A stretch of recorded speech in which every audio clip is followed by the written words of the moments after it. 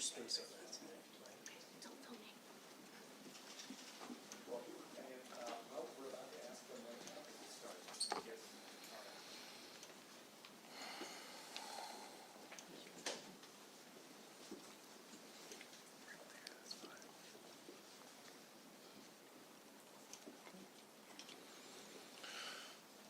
Good afternoon. My name is Brian O'Hara, B-R-I-A-N, O''H-A-R-A. I am the Minneapolis Police Chief. This has been a very difficult week for our community here in Minneapolis. As we continue to move along this difficult path of healing, I want the community to know that even in the face of evil, the Minneapolis Police Department and all of our law enforcement partners collectively stand together with you. We stand with our families that have been affected by this senseless violence, as well as with the parish community. We will continue to be here for all of you. The men and women of the Minneapolis Police Department who responded yesterday did not hesitate. At 8:27 a.m., 911 began to receive initial calls of shots being fired. By 8:31, a Minneapolis police officer in a regular uniform with no helmet, no SWAT gear, ran into the church and was met by a parishioner who directed him towards where the gunman had been. The parishioner later told me that was the first time that he, the children, and others there had any sense that they might be safe and survive.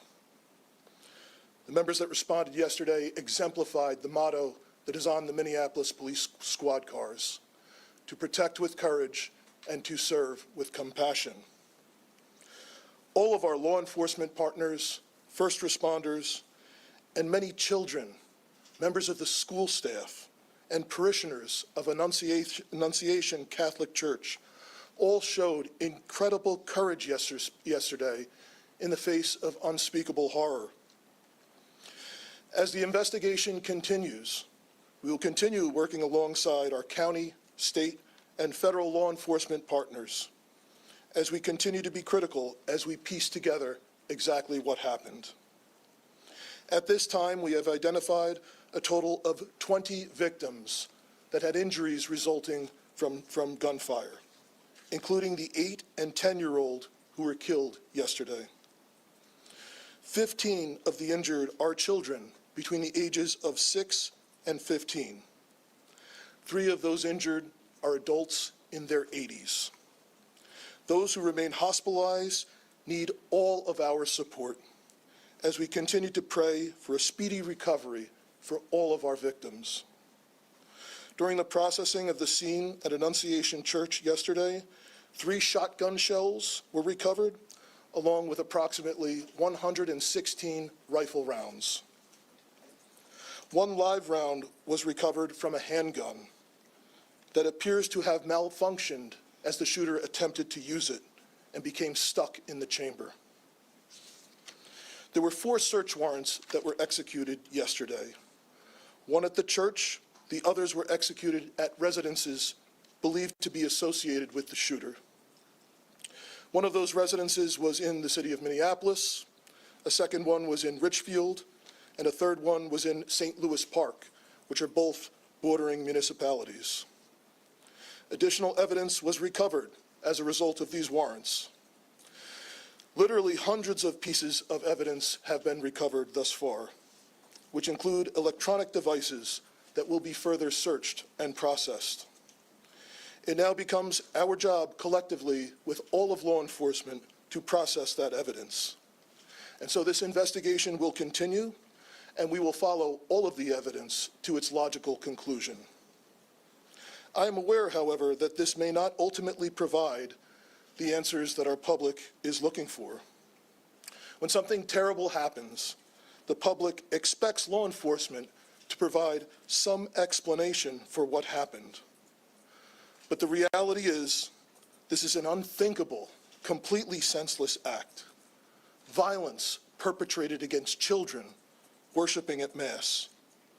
And no investigation, no evidence will ever be able to make sense of such an unthinkable tragedy.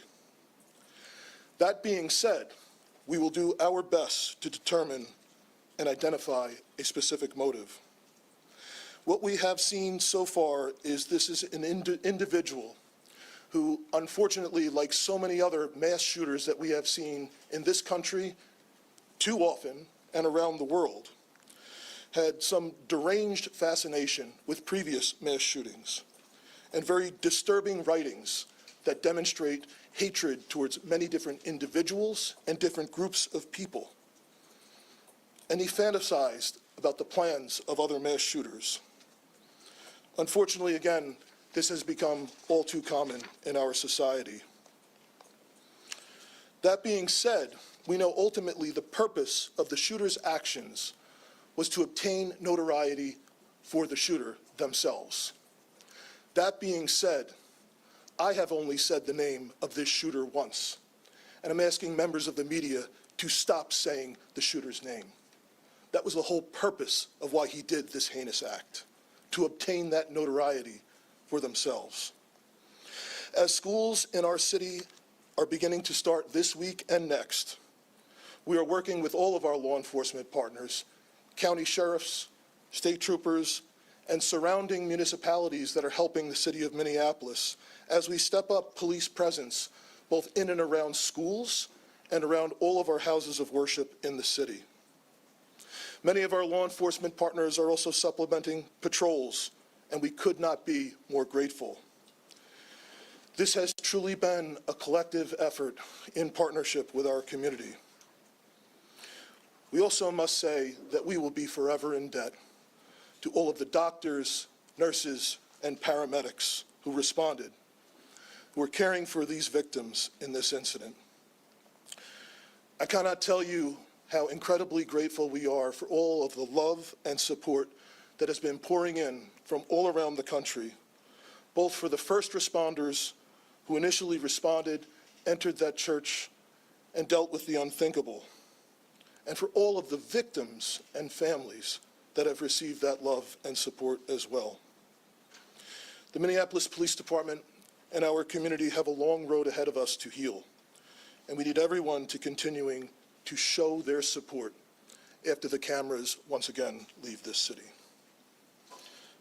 I'd like to invite up the Acting United States Attorney for the District of Minnesota, Joe Thompson.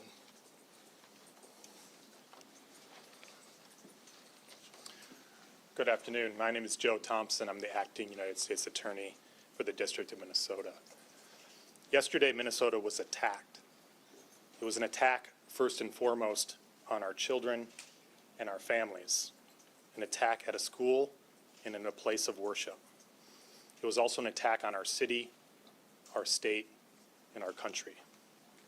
The U.S. Attorney's Office, the FBI, ATF, and other federal law enforcement are working with state and local partners to investigate this heinous act. Our investigation is twofold. First, we are seeking to confirm what we believe to be true, which is that the shooter acted alone and that no one else was involved, that the threat died with the shooter yesterday. We believe that to be true, but we'll leave no stone unturned to ensure the safety of our community. Second, we are investigating the motive, why and how this happened. The shooter left behind hundreds of pages of writings that describe the shooter's plan, writings that describe the shooter's mental state, and more than anything, writings that describe the shooter's hate, pure, indiscriminate hate. The shooter expressed hate towards almost every group imaginable. The shooter expressed hate towards black people. The shooter expressed hate towards Mexican people. The shooter expressed hate towards Christian people. The shooter expressed hate towards Jewish people. In short, the shooter appeared to hate all of us. The shooter's heart was full of hate. There appears to be only one group that the shooter didn't hate, one group of people who the shooter admired. The group were the school shooters and mass murderers that are notorious in this country. The shooter idolized some of the most notorious school shooters and mass murderers in our country's history. I won't name them, just like I won't name the shooter. They don't deserve to have their names remembered. As I said, the shooter left behind hundreds of pages of writings. There is a lot to digest, and we'll know more in the coming days and weeks as we've had an opportunity to go through them. But reading them, one thing is clear, and it's going to be hard to hear, but it's important to the question of why this happened. More than anything, the shooter wanted to kill children, defenseless children. The shooter was obsessed with the idea of killing children. The shooter saw the attack as a way to target our most vulnerable among us while they were at their most vulnerable at school and at church. I won't dignify the shooter's words by repeating them. They are horrific and vile. But in short, the shooter wanted to watch children suffer. Yesterday was a tragedy for the city and our state. My heart goes out to the entire Annunciation community. Their loss is unimaginable. I want the state of Minnesota to know that when a tragedy like this occurs, we all stand together. Federal, state, and local law enforcement work together side by side. The FBI, the ATF, the BCA, Minneapolis Police Department, the Hennepin County Sheriff's Office, the Hennepin County Attorney's Office, including their victim advocates who have been working with the families yesterday and today. The list goes on. This has been a tough summer for Minnesota, but I take heart knowing that we all stand together in confronting this evil. Thank you. I'll turn it back to Chief O'Hara. We'll open it up for some questions and answer what we can. The FBI Director, Kash Patel, put out some details today, including that there was a threat against President Trump, that there were some messages such as Israel must fall and free Palestine, and that it is being investigated as a hate crime. There's evidence of a hate crime. Can you speak to what the FBI Director put out? Well, I haven't talked to Director Patel, but certainly there's evidence of hate. As I mentioned, the shooter expressed hate towards many groups, including the Jewish community and including President Trump. So obviously, as in most cases where there's a mass shooting at a house of worship or a school, federal law enforcement will work with state and local law enforcement to investigate to make sure what happened. We know what happened and we prosecute as appropriate. I would just add to that, Matt, that there is no question in this case that this shooter intended to terrorize the children, the school members of the school community, the parishioners were inside of that church. So whatever label we want to put on it is regardless of the fact that it is very clear that this shooter had the intention to terrorize those innocent children. Sorry. One of the manifestos, I guess, mentions a belief that the shooter was under an FBI investigation. Is anyone able to say whether or not that's true, or whether this person showed up on any watch list or any federal radar at all? Yeah, we did a check of all of our holdings, the FBI holdings, and he was not in our holdings prior to this incident, so we didn't have anything on him at that time. Okay. And is there any kind of mental health diagnosis that anyone is aware of? There is no diagnosis that I'm aware of that I can share. I can tell you we are not aware of any state-ordered mental health commitments for this individual. Chief, could you talk about, we're hearing some new details come out about the moments inside the church. Yes. About the doors being locked. Yes. Protecting some of these. Could you talk to us about that? So the question was about the doors being locked at the church. Annunciation Church had a practice that once Mass began, they locked the doors of the church. This incident occurred shortly after the Mass was beginning.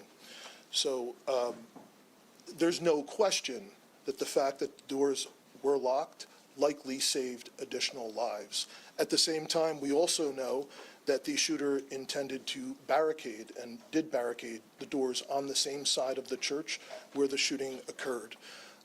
So what's particularly heinous and cowardly about this is these children were slaughtered by a shooter who could not see them. He was standing outside of the building, firing through very narrow church windows on the level where they would line up with the pews. And even ultimately, when he got to the rear of the church, was an entryway that's basically all glass, and fired out the window where a person could walk in, ultimately did not walk in. Yes. When you say doors were locked, is that from the inside or from the outside? Like you're inside and you can get out, but you can't get in from the outside? The question is about the doors being locked. Yes, the doors were locked intentionally by the church from the inside, and that's a practice that they had in place once Mass had begun. I know, yes, that His social media postings, Twitter posts, admiration for previous school shooters. Why was he able to obtain a weapon of that magnitude? So the question was, due to previous social media posts, why was the individual able to obtain a weapon? We have nothing in the evidence that we have acquired so far that would indicate that he is a person, that he did not lawfully purchase these weapons. He did not have a criminal history. The only thing that we are aware of is a traffic ticket. He did not have any state-ordered commitments for mental health. So of everything that we have seen so far, it did not rise to the level where he would have been a person prohibited from purchasing a firearm. Yes, Can you Uba? confirm if the shooter went to the church weeks prior, and if so, how long before the shooting happened? So Uba's question was if the shooter did go to the church weeks prior. We cannot specifically confirm that at this time, but that is obviously a part of the investigation. Even though there's Yep. So the question was the connection of the shooter to the church and school. We do know that the shooter did attend Mass there previously. The shooter did attend school, and the shooter's mother was an employee of the parish previously for some time. So obviously there is a connection between that shooter and this particular parish and this school there. even though Chief, what can you tell us about the 20th victim that you mentioned, another victim you mentioned today? How is that child doing? So there's one additional child that was injured by gunfire that we weren't aware of at the time of the last briefing.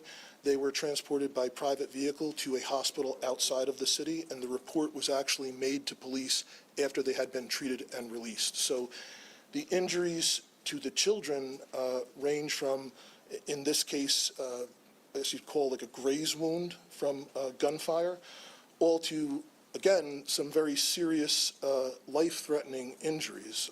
We have some victims that have been released by the hospital at this time. We anticipate perhaps a few more today, but we still have some victims who are very seriously injured and in critical condition. even though there's no criminal record, I'm sorry. I just say, even though there's no criminal record, have you been able to find any police contacts where there was odd behavior, maybe that didn't rise to the level of a crime, but in any jurisdiction that's come up?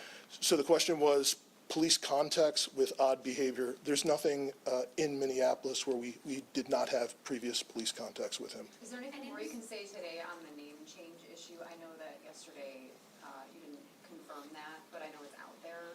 Yes. Is there anything more you can reveal just about? So the question was about the shooter's name change. We are aware that a few years ago, I think 2019, the shooter did have their name changed. We can confirm that, yes. I know you kind of asked it in the FBI spokesperson talking about it too. Had any law enforcement you found made contact with the shooter's family previously to what happened this year? I can try. For everybody, I'm Drew Evans, Superintendent of the Minnesota Bureau of Criminal Apprehension. It depends on specifically what you're asking. We're aware of some reports in the past. We are gathering those reports now. There will be additional information that we'll be able to share down the line. But as the chief noted, and I think what is important in this and related to the question, this individual was not arrested for anything that would prohibit them from being able to purchase a firearm. There is not substantive police contact with this individual that would have raised concern to the level that would lead us to believe this sort of a situation would happen today. The social media, in terms of your question for that, just to be clear, the level set for everybody, there is a specific criteria in terms of how an individual can purchase a firearm legally in Minnesota. If those posts and information, I'll share it for everybody that we want to know going forward, this obviously is a terrible tragedy. We need the help of the public and everybody else. If there's concerning social media behavior by anybody, or that there's concern in their community, that they are contacting their law enforcement so that we can adequately address that in the process. That did not happen in this case. So In the terms of the video of the evidence found with the search warrants, were you able to recover additional guns, and if so, were those registered and also legally purchased? So the question was, in regard to the search warrant, were additional weapons recovered? The answer is no. Only the 3 weapons that were recovered at the scene, a 5.56 millimeter rifle, a shotgun, and a pistol, and all 3 were used during this incident. Chief, any history of gun training? Because the shooter seemed fairly accurate. We're not aware of, at this time, any history of gun training. In the evidence that you have recovered, has the shooter expressed any grievance against that particular church? So the question was, any specific grievance against the church? We mentioned there is a connection to the parish, a connection to the school, but we have not identified a triggering event or a specific grievance against the church that you could point to say, this is the reason for why this happened. Chief, I just want to clarify something you said. You said that the shooter attended mass in the weeks before the shooting. I did not say that. So the question was, did the shooter attend mass in the weeks before? We know that previously the shooter had attended that parish and had attended that school. You know, any evidence that this person was radicalized or part of some online groups or anything like that that would have Nothing that we're seeing. inspired this behavior? Yeah. So the question was if the individual was radicalized, I guess, for a specific cause or a part of some online groups. And the answer is no, we have not found evidence of that, other than, again, just this fascination in general with many, many different previous mass shootings, mainly in this country, but also some from around the world. Chief, any evidence to indicate why this particular church, just to kind of follow up on what others asked, why this particular church was chosen as the somewhere else? So Matt's question is the question, why this particular church? And other than the obvious, which we have said, the connection to being from that church, being from that school, mom having worked there, we have not found a specific trigger for why to target the children at this church. On that note, though, did the shooter seem aware that there was going to be this mass at this time, that the kids would be there at that time? So Other than the obvious that they showed up and shot? Yeah. So the question was, did the shooter was the shooter aware of this mass at this church? The answer would be yes. This was a daily mass, but this was special in that the children were attending to celebrate the first week of school, the beginning of a new school year. Chief, are you able to give us an update? I know we heard this from HCMC this morning on the injuries. Who's hospitalized, how many, severity, and you did mention that you expect some Yeah. of the kids to be released. So the question was, total number of victims who remain hospitalized. I do not have information that would have to come specifically from the individual hospitals. Again, I know that some victims have been released, and I believe HCMC mentioned at their press conference earlier that they anticipate a couple more may be released today. But I know both at HCMC as well as Children's Hospital that there remain patients who are in critical condition. You've had more than 24 hours to kind of absorb this and kind of process this. Your thoughts on this and kind of move forward and go the other way? So the question was, over the last 24 hours, for my thoughts on where we are and moving forward. I think we had dozens of police officers that responded, that entered there. I shared a story that one parishioner had shared with me of the relief they had seeing an officer running in towards the danger. And I know from dozens of officers who did respond that ran into the church and saw the unthinkable with all of these children so seriously injured, and other children that had blood on them, from not because they were injured, but because of blood that was shared from other kids. And just how confusing it was for the officers, because no one knew if there was specifically just one shooter, if there were perhaps improvised devices that were there to go off. So I think the officers, and that were then joined by state troopers and county sheriff's deputies and all of federal law enforcement officers and others that responded very, very quickly, and I just think did an incredible job at trying to ensure that the threat was eliminated, there were no additional threats, but also trying to triage as quickly as possible and get the injured to the hospital. And I think EMS, all the first responders, did an amazing job.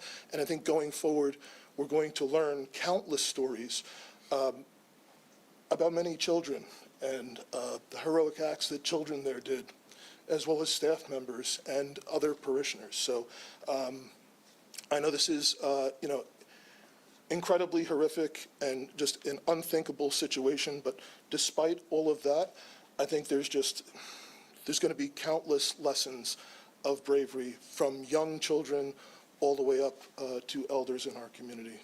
All right, we'll take one more, perhaps from somebody who's not yet had a chance. Chief, have you Is that spoken? Yeah, have you guys, spoken with the shooter's parents, and have they said anything about past mental health history? And do you guys as law enforcement believe there might have been any red flags that might have been missed? So the question was, have we spoken to the shooter's parents, and if there were any red flags that may have been missed? I know there were dozens of interviews that have been conducted with relatives, friends, associates of the shooter, as well as people, obviously individuals, witnesses that were present at the scene yesterday.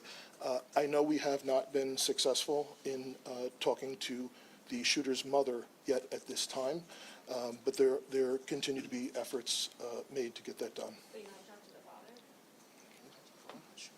father? I cannot confirm that. I don't know. There's been, We, you have? Okay. Did he live alone, or did he live with his father? Well, the question was, did he live alone or live with his father? There's 3 residences that are associated with this individual. I can't verify right now which residence he was staying at immediately prior to the shooting, but that's obviously something that will come out with the investigation as it continues. Are you Just out of curiosity, what was your question? Can you say how long the shooter attended this week for I don't know. Yeah. So the question was, how long did the shooter attend? There's no high school there, so. Okay. But I don't know the period of time exactly. Is there surveillance video available, not that we want to see it, but that you can review to know like how long he was shooting and how he snuck up? Yep. And stuff like that? So the question was, is there surveillance video? And the answer is yes, there's surveillance video at the church. That's how we know for sure he did not enter and did not fire at all from inside the church. And do you know how long the shooting took place? We will know that for sure. The question was, how long did the shooting take place? So the first call to 911 was, Or I just mean like the shots being fired for how many Yes. seconds or minutes? Yeah. yes, we will be able to figure that out. We will be able to pinpoint that. Do you know if Yes. Thanks so much for your time today. We are quite hot. Thank you, Chief. Okay. We got a lot more yet to get done today, so I appreciate again your partnership in helping us get these messages out.